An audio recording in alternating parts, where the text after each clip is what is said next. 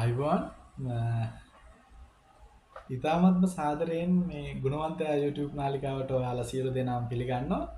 අද දවසේ මේ මුලින්ම කියන්න ඕනේ මේ ගුණවන්තයා YouTube නාලිකාව ආරම්භ කරන්න හේතුව ඒක පැහැදිලි කරන්න තමයි අද දවසේ මම කාලය ඔයගොල්ලොන්ගෙන් ගන්නෙ. විශේෂයෙන්ම මේ ගුණවන්තයා YouTube නාලිකාව බිහි වෙන්නෙම අද සමාජයට ගුණවත්කමේ යම් අඩුවක් පවතිනවා.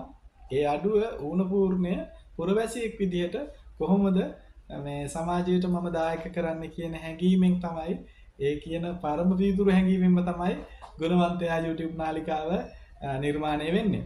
විශේෂයෙන්ම මම පුංචි උදාහරණයක් සරල එක උදාහරණයක් අද ඔයාලට අරන් කියන්න. හිතන්න ඔයාලා එදිනෙදා ජීවිතේ විවිධ වෘත්තීන් වල නිරත වෙනවා.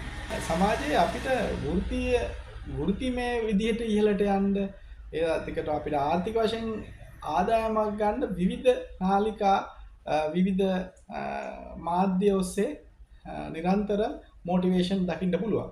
හැබැයි මේ ගුණවන්තයාගේ තියෙන විශේෂත්වය තමයි ගුණවන්තයා YouTube නාලිකාවේ විශේෂත්වය තමයි අපි උත්සාහ ගන්නේ මේ ගුණවත්කමින් ඔයාව පෝෂණය කරන්න මිසක් ආර්ථික තත්ත්වයෙන් ඉහළට යන්න එහෙම අදහසක් එහෙම මොටිවේෂන් එකක් අපි ලබා දෙන්නේ නැහැ.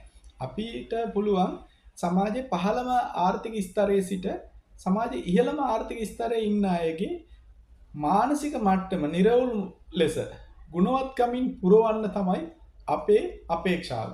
ඉතින් සෑම වීඩියෝකින් බලාපොරොත්තු වෙනවා හැම මොහොතකම මේ සමාජය තුල ගුණවත්කම සමාජගත කරන්න.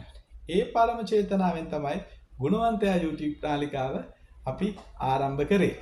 ඉතින් අපි හොඳම දේ සමාජයට තිළින කරන්න තමයි උත්සාහ කරන්නේ.